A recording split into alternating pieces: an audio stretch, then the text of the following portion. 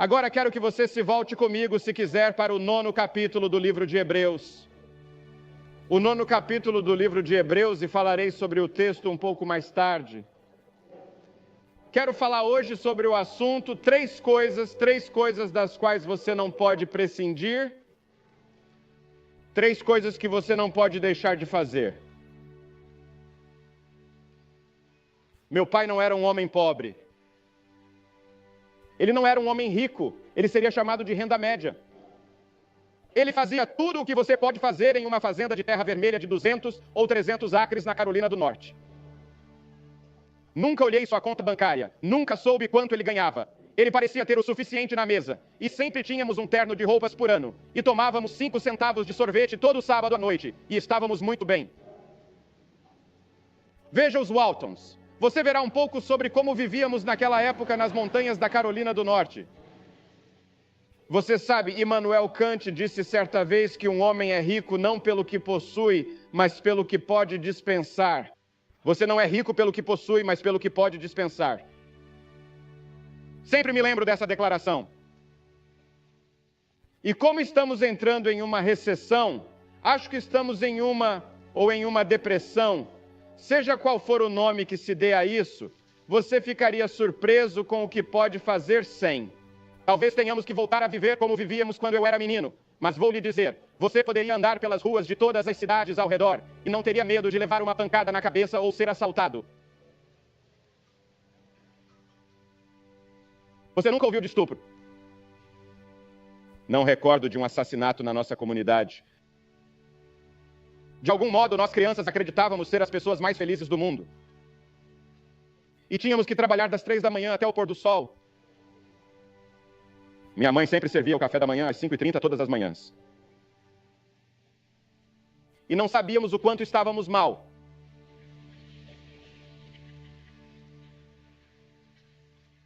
A Bíblia diz que há pelo menos 3 coisas das quais você não pode prescindir.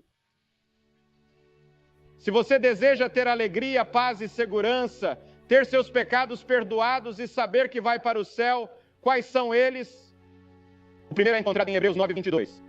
Sem o derramamento de sangue não há perdão. Sem o derramamento de sangue não há perdão. Em outras palavras, se Jesus Cristo não tivesse ido à cruz e derramado seu sangue pelos seus pecados, você nunca poderia ter o perdão. Você seria uma alma perdida.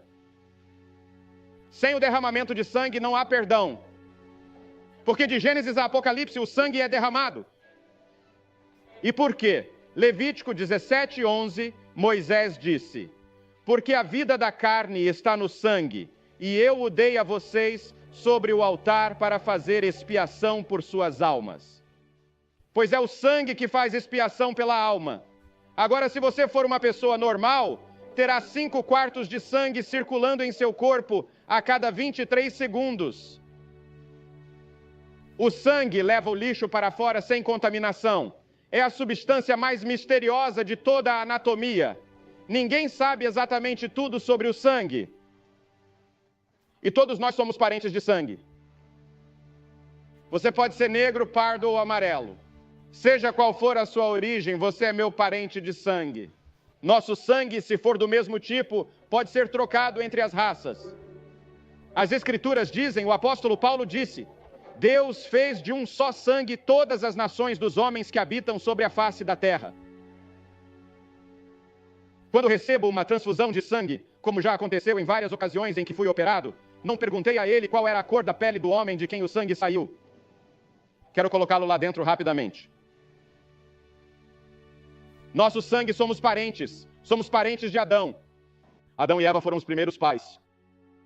E Adão e Eva pecaram contra Deus e quebraram a lei de Deus, eles se rebelaram contra Deus, e então aconteceu uma coisa interessante, eles tentaram cobrir seus pecados com folhas de figueira. E eles não conseguiram fazer isso. E você sabe o que Deus fez? Deus saiu e matou alguns animais, e houve derramamento de sangue. E Deus estava ensinando ao homem, desde o jardim do Éden até hoje, que se você quiser ter o perdão do pecado, o sangue precisa ser derramado. E você vai até o fim do Antigo Testamento, é a mesma coisa. Ou no Novo Testamento é a mesma coisa. Caim e Abel foram os primeiros filhos de Adão e Eva. Caim veio e trouxe seu sacrifício, mas não havia sangue nele. Abel trouxe o seu, e havia sangue nele. Deus aceitou a de Abel e rejeitou a de Caim. E Caim ficou furioso, e ficou com ciúmes do irmão, e o matou. E você teve o primeiro assassinato na história da raça humana, de acordo com a Bíblia.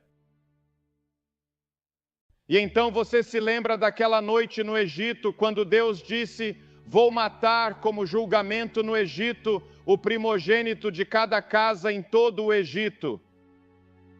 E todos os judeus se lembram disso até hoje e comemoram essa data todos os anos. Eu quero que você pegue um pouco de sangue, um animal, mate um animal, pegue o sangue e coloque-o no batente da porta. E quando eu vir o sangue, eu passarei, não quando eu vir suas boas obras, não quando eu ver o quão rico você é, não quando eu ver a que igreja você pertence, mas quando eu ver o sangue, eu passarei. Por quê? Você vai à comunhão no domingo e toma o vinho ou o suco de uva, o que quer que sua igreja sirva, aquele vinho ou aquele suco de uva representa o sangue que foi derramado na cruz. João Batista clamou: eis o Cordeiro de Deus que tira o pecado do mundo. Por que ele o chamou de Cordeiro? Porque como um cordeiro ele estava indo para a cruz. Seu sangue deveria ser derramado pelos pecados de vocês. Ele tira os pecados do mundo. E esse sangue hoje pode limpar todos os pecados que você já cometeu. O poder está no sangue. Sem o derramamento de sangue não há perdão. Você quer ser perdoado esta noite? Você quer o perdão de todos os pecados? Porque veja bem, você não pode entrar no céu se for culpado de um único pecado quando chegar à entrada do céu. Todo pecado precisa ser perdoado, e não há outra maneira de perdoar o pecado a não ser pela obra de Jesus Cristo na cruz. Agora, o sangue, é claro, é simbólico na Bíblia. Isso significa que a vida de Cristo foi dada por nós na cruz. E quando ele morreu na cruz e derramou o sangue, Deus aceitou esse sacrifício em vez de você ter que fazer um sacrifício. Em outras palavras, você não terá que passar um dia no julgamento. Você não terá que passar um dia sequer no inferno. Você será perdoado como se nunca tivesse pecado pelo sangue. Sem o derramamento de sangue não há perdão. A Escritura diz: porque bem sabeis que não foi com coisas corruptíveis, como prata e ouro, que fostes resgatados, mas com o precioso sangue de Cristo, como de um cordeiro, sem mácula e sem mancha. Uma das músicas mais populares há alguns anos foi Oh Happy Day, quando Jesus lavou meus pecados. E em Apocalipse 12 lemos: eles venceram como? Pelo sangue do cordeiro. Sem o derramamento de sangue não há perdão. Jesus pagou o resgate. Li outro dia sobre um playboy italiano que foi sequestrado e que está sendo mantido como refém por 16 milhões de réis. E há uma música popular no momento que diz: não pague o resgate. Mas se Jesus não estivesse disposto a ir para a cruz e pagar o resgate com seu próprio sangue, você não poderia ser salvo. Você não poderia ter o perdão. E na cruz Deus está dizendo algo a todos nós. Ele está dizendo: eu amo você, eu amo você, eu amo você, eu amo você. Amo tanto você que estou disposto a ver meu único filho morrer. Os anjos não podiam acreditar. Ele disse: eu vim para fazer a vontade de meu Pai. Ele morreu e derramou seu sangue naquela cruz por você. E sem o derramamento de sangue você não poderia ser perdoado. A segunda coisa que você não pode fazer sem Hebreus 11:6. Basta você virar algumas páginas. Sem fé é impossível agradar a Ele. Agora Cristo já fez o trabalho na cruz, mas agora vem a sua parte. Sem fé você não pode agradá-lo. Hebreus 11 tem sido chamado de o corredor da fama de Deus. E depois dessa passagem, alguns dos homens e mulheres de fé são listados como Noé, Abraão, Sara, Isaque, Jacó, José, Moisés e até mesmo uma prostituta, Raabe, porque ela também acreditou em Deus e provou sua fé por meio de suas obras. O que você diz o que é fé? Cometi todos os tipos de pecados e sei que preciso ter o sangue, mas agora descubro que preciso ter fé. O que é fé? Como faço para ter essa fé? Você sabe o que é fé? Não sei se posso explicar tudo isso a você, mas fé é acreditar e receber o que Deus revelou. O que Deus revelou neste livro, o que Deus revelou na natureza, o que Deus revelou na consciência. E pode ser definida como a confiança no Deus das Escrituras e em Jesus Cristo, que Ele enviou para a salvação. A fé é a confiança pessoal em Jesus Cristo, independentemente de quaisquer obras. Não posso trabalhar para chegar ao céu. Depois de receber Cristo como Salvador, provo que sou cristão por meio de minhas obras. Mas você não pode fazer uma única coisa para ganhar 1 minuto no céu. Porque pela graça vocês são salvos, por meio da fé. E isso não vem de vocês, é dom de Deus, não de obras, para que ninguém se glorie. Mas aquele que não trabalha, mas crê naquele que justifica o ímpio, a sua fé lhe é imputada como justiça. Minha salvação não depende de nem 1% do que eu faço ou sou. Depende inteiramente da obra de Jesus Cristo na cruz e do fato de eu tê-lo recebido como meu Senhor e meu Salvador. Mas depois que sou salvo, estou pecando a cada minuto e a cada dia, se não estiver trabalhando para meu Salvador e permanecendo nele. E a fé sem obras é morta, disse Tiago. Agora, a Bíblia ensina que a fé é a única forma de você se aproximar de Deus. Porque é necessário que aquele que se aproxima de Deus creia que Ele existe. E a Bíblia nos diz que a fé é ordenada. Jesus disse para você ter fé em Deus. E esse é um imperativo em Mateus ou Marcos 11. E em outra ocasião, João disse, e este é o mandamento dele, este foi o mandamento de Jesus, que devemos crer no nome de seu Filho Jesus Cristo. É um comando. Deus ordena a você, Ele ordena a você, Ele dá uma ordem a você. Acredite, acredite, acredite, acredite, acredite.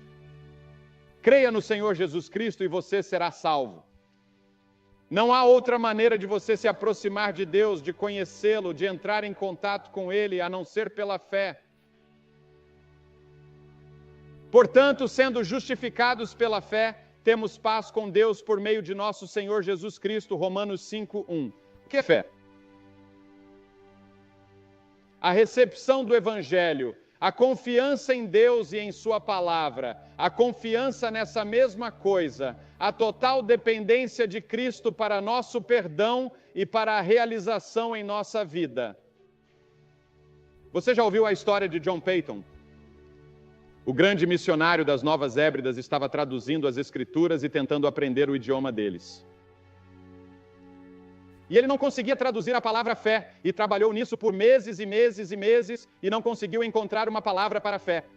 Um dia, ele viu um homem deitado em uma cadeira reclinável baixa que suporta o peso de todo o corpo. E John Paton disse, o que você está fazendo? E o homem disse, reclinando-se. Paton se levantou e disse, eu tenho minha palavra de fé.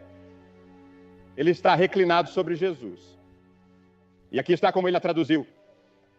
Porque Deus amou o mundo de tal maneira que deu o seu Filho unigênito, para que todo aquele que nele reclinar todo o seu peso não pereça, mas tenha a vida eterna. Aquele que reclina todo o seu peso sobre ele não é condenado, mas aquele que não reclina todo o seu peso sobre ele já está condenado, porque não reclinou todo o seu peso sobre o nome do Filho unigênito de Deus.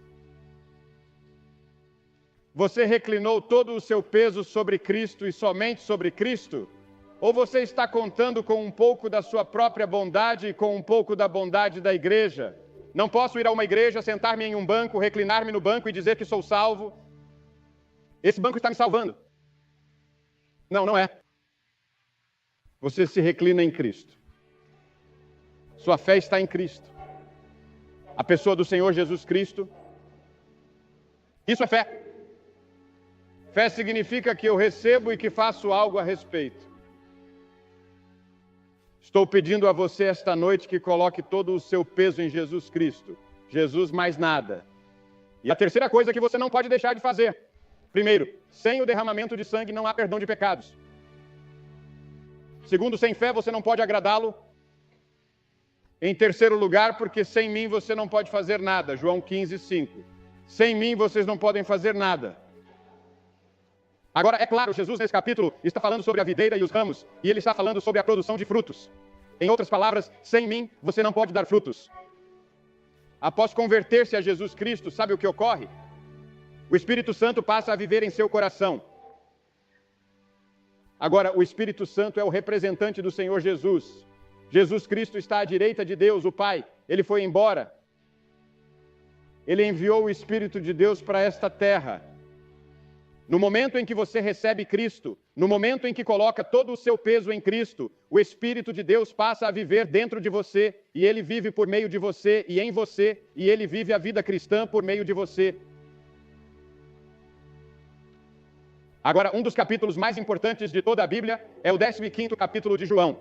E aqueles de vocês que vierem à frente nesta noite, nós lhes daremos o Evangelho de João. Espero que você leia esse capítulo imediatamente, pois ele é um retrato importante de nosso Senhor Jesus Cristo e de nosso relacionamento com Ele.